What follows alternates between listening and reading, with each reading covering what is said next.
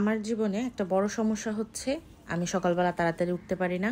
সকালবেলা তাড়াতাড়ি উঠতে গেলে মনে হয় যেন আমার উপর দিয়ে একটা স্টিম রোলার চালাইতেছে। এর চেয়েও বড় সমস্যা হচ্ছে রাতে ঘুম আসে না। ঘুম আসে না বলতে তাড়াতাড়ি ঘুম আসে না। যতই চিন্তা করি আজকে তাড়াতাড়ি ঘুমাবো, কিন্তু কে শুনে কার কথা। রাতে বাচ্চা ঘুমালে মনে হয় যেন দেশ স্বাধীন হয়েছে। শেখ হাসিনা না হয় এখন পালিয়ে আমাদেরকে দেশ স্বাধীনের একটা ভাইব দিয়েছে, কিন্তু প্রত্যেক বাচ্চার মায়েদের কাছে তার বাচ্চা ঘুমালে মনে হয় যেন দেশ স্বাধীন হয়েছে। এরকম একটা আনন্দঘন মুহূর্তে কি বলেন ঠাস করে ঘুমিয়ে পড়া যায়? এই যে যখন শেখ হাসিনা দেশ ছেড়ে চলে গেল একেবারে, তখন তো সব মানুষ আনন্দ মিছিলে বের হয়েছিল। ওই মুহূর্তে কি ঠাস করে ঘুমিয়ে পড়া সম্ভব বলেন? মায়েদের আনন্দ মিছিল হচ্ছে বাচ্চা ঘুমানোর পর শান্তি মতো ফোন চালানো। এই শান্তি, এই আনন্দ আপনি অন্য কাউকে বুঝাইতে পারবেন না, আর মহামান্য স্বামীকে তো আপনি আরও বুঝাইতে পারবেন না। এই সময়টা এই লোকটা অনেক বেশি চিল্লাচিল্লি করে আমি ঘুমাই না কেন। তখন মনে মনে কি ফিল হয় জানেন? নিজের বাচ্চাকে ঘুম পাড়াইছি, কিন্তু শাশুড়ির বাচ্চা কেন ঘুমায় না। এর মধ্যে সেদিন একটা মজার কাণ্ড হয়েছে। মহামান্য স্বামীর বকা খেয়ে তাড়াতাড়ি ঘুমিয়ে গিয়েছিলাম। স্বপ্নে দেখি সে অন্য এক মহিলার সাথে প্রেম করে। মোর জ্বালা। তার বাচ্চা পালি, তার সংসারে কামলা দেই, কিন্তু আমার স্বপ্নে কেন তার প্রেমিকা আরেকজন মহিলা। ব্যাস, তারপর আর কই যাবে। সকালবেলা তো আমি তাকে ধরেছি যে সুমিকে। বিশ্বাস করেন, বেচারার চেহারাটা দেখার মতো ছিল।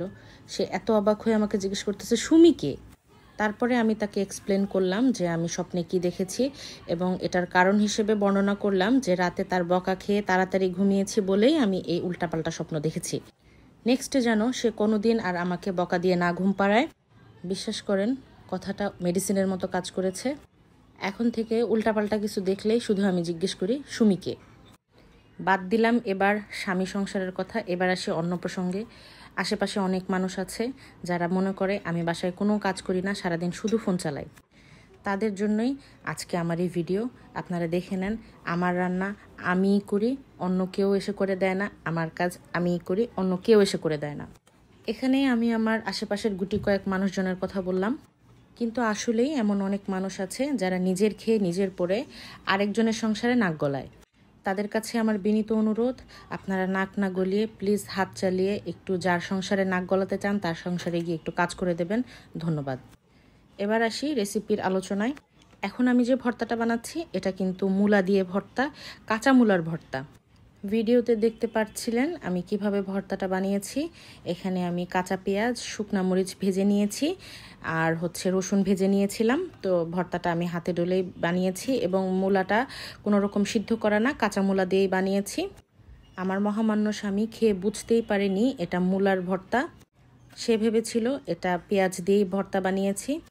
তো এভাবেই প্রতিনিয়ত আমি তাকে ধোঁকা বলেন বা সারপ্রাইজ বলেন আমার রান্নার মাধ্যমে দিয়ে থাকি। এমনিতেই ঘরের জ্বালা ঘরের টেনশনে বাঁচি না, এর মধ্যে আমাদের জয় ভাইয়া আমাদের সাথে দুষ্টামি করে। সে একবার বলে তার আম্মু দেশে আসবে না, আর একবার বলে আমার আম্মু দেশে আসবে, আর একবার বলে সে আমাদের বিএনপি ভাইয়াদের সাথে সব কিছু মিটমাট করে ফেলতে চায়। ওনার এরকম আচরণে ওনার স্বভাব আমি একটা দুষ্টু প্রাণীর সাথে খুব ভালোভাবে মিল পেয়েছি। সেটা আর কেউই না, সেটা হচ্ছে আমাদের স্টার জলসা বা এই টাইপের যে নাটকগুলার ভ্যাম্প থাকে তাদের সাথে আমি তার চারিত্রিক বৈশিষ্ট্যের একটা দারুণ মিল পেয়েছি। এই ভ্যাম্পগুলাও কিন্তু নাটকের মধ্যে দেখবেন যে নিজেকে বাঁচানোর জন্য এক এক সময় এক এক ধরনের কথা বলে। তো আমার কাছে তাকে এই নাটকগুলার যে ভ্যাম্প থাকে সেই ভ্যাম্পের মেল ভার্সন মনে হয়েছে। আমি আর কাউকে মিস করি বা না করি, আমাদের ওবায়দুল আঙ্কেলকে আমি অনেক বেশি মিস করব। আঙ্কেলের জন্য অনেকগুলো মিমস আমরা উপহার পেয়েছি। আমি এক প্রসঙ্গ থেকে বারবার অন্য প্রসঙ্গে আমি চলে যাচ্ছি। এবার মূল কথায় আসা যাক। জীবনে আমি ব্যবসা করতে চেয়েছি, চাকরি করতে চেয়েছি এবং করেছিও, কিন্তু ওই যে সালমান খানের মতন কিক পাইনি। এরপরে আমি ফাইন্ড আউট করলাম যে আমার প্যাশন কি। তারপরে আমি এটা ক্যালকুলেট করে দেখলাম যে আসলে রান্নাবান্না করাটাই আমার প্যাশন, তাই এটা নিয়েই কিছু একটা করা যাক। আমার হাজব্যান্ডও বলে যে কারো দেখা দেখি কিছু করা উচিত না।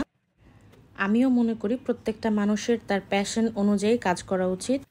আপনি যদি আপনার প্যাশন ধরে না আগান তাহলে কিন্তু আপনি সেই কাজটা করার ধৈর্য পাবেন না বা ইচ্ছা হবে না। একটা মানুষ যখন তার প্যাশনের থ্রু আগায় তখন তার চিন্তা চেতনার মধ্যে ক্রিয়েটিভিটি আসে, যেটা একজন নকল বা কপিবাজ মানুষের মধ্যে আসে না। যে কপি করে, যে নকল করে, সে সব সময় যাকে নকল করে তারটা দেখে দেখেই করার চেষ্টা করে, নিজের থেকে কোনো আইডিয়া আসে না। তো আজকে আমরা কি শিখলাম? নকল করা এবং নাক গলানো থেকে বিরত থাকুন। নো মোর টুডে বাচ্চারা, তোমাদের সাথে দেখা হবে আবার আমার নেক্সট ভিডিওতে। ততক্ষণ পর্যন্ত সবাই ভালো থাকো, সুস্থ থাকো, নকল করা থেকে বিরত থাকো। আল্লাহ হাফেজ।